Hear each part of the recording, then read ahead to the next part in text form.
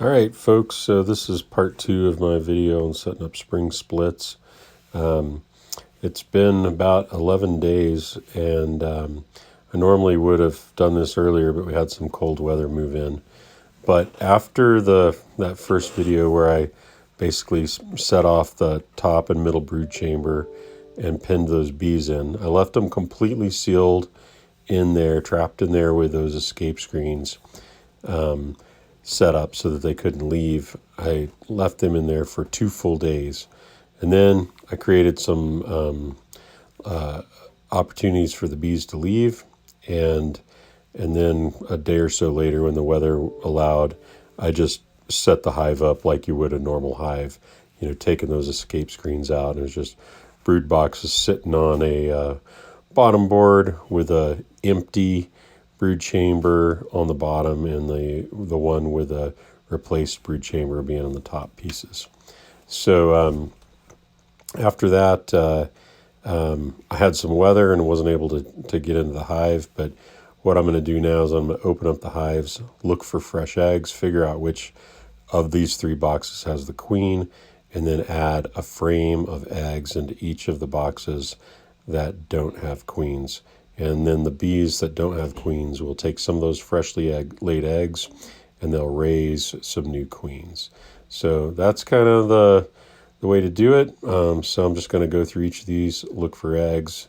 If I don't see eggs, I'll be putting in a frame of eggs and they'll rear a new queen. So I hope you enjoy this video. It should be a pretty quick way to kind of set up some new splits. So this first box that I'm opening was of the 3 brood chambers. It was the one that was on the top. And, I'm just going to open it up, look for some eggs. I noticed straight away that it wasn't as full of bees as when I had left it. So some of them had left and gone back to the primary hive, which you can expect.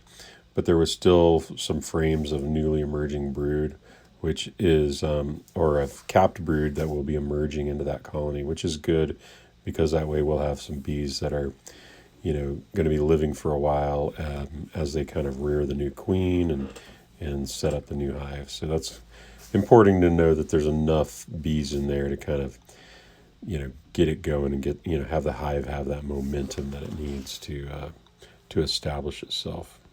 So I'll give you guys a peek in what this hive looks like here. So let me come grab the camera here.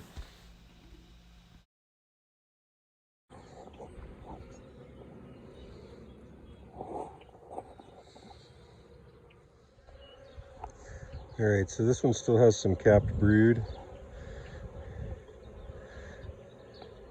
There's no eggs.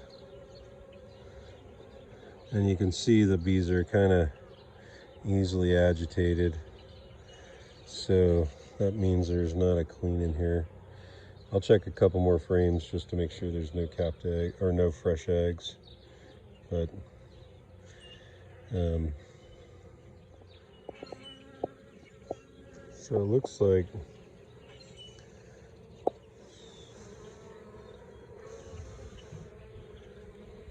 they were attempting to make a queen cell, or maybe there was a queen, but I'm not seeing any fresh eggs.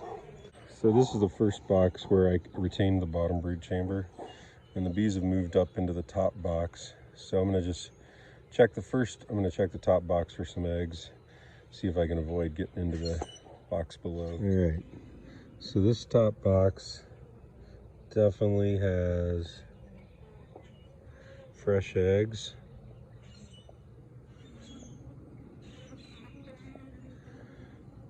In the bottom of the cells, some growing larvae. So I'm just going to take this frame that I got.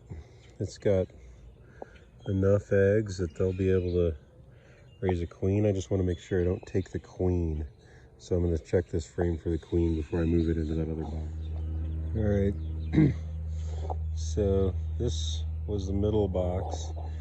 Checked a couple of frames. Again, no eggs. So there's some capped brood, but that's from just the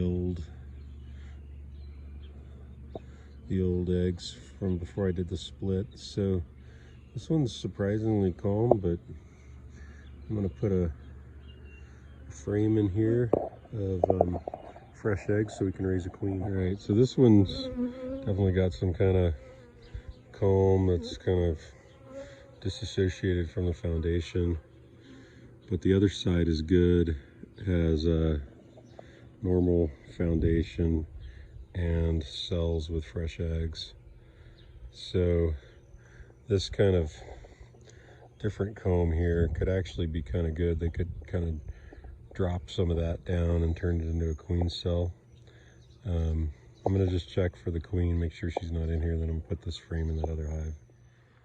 All right, folks, so the two splits that are sitting off to the side with entrances kind of facing the other direction, they did not, so the top box and the middle box did not have the queen. The bottom box had the queen, so I ended up taking a frame of eggs out of that bottom box, the one with the entrance facing the camera, and put a frame of eggs in each of the other two.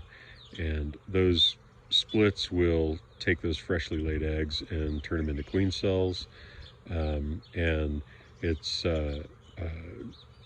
basically, you could open them up and look for queen cells in a week or so if you wanted to. I tend to kind of leave things alone.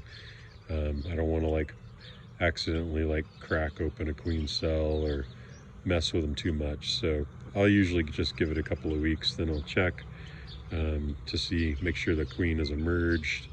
If there's multiple queens, they'll battle it out to figure out who stays in the colony, and then I'll go back in and just look for fresh eggs. So I don't usually like go digging around looking for the queen. I just like look for fresh eggs. If there's fresh eggs in a good pattern, you know that you got a queen. So anyway, I'll check back here in a couple weeks and hopefully we'll see fresh eggs in the splits. And if that's what happened, then we'll know we've got some new laying queens going on in there. So that's what I got.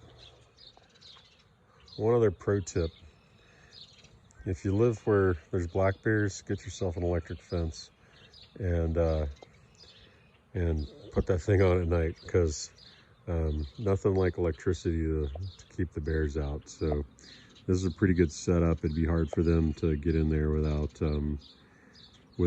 connecting with the fence. They've got that whole front gate is basically a charged fence, and then I run some other wires around depending on what I need to do to make sure that if a bear comes in that they're going to encounter a hot line. All right, see you later.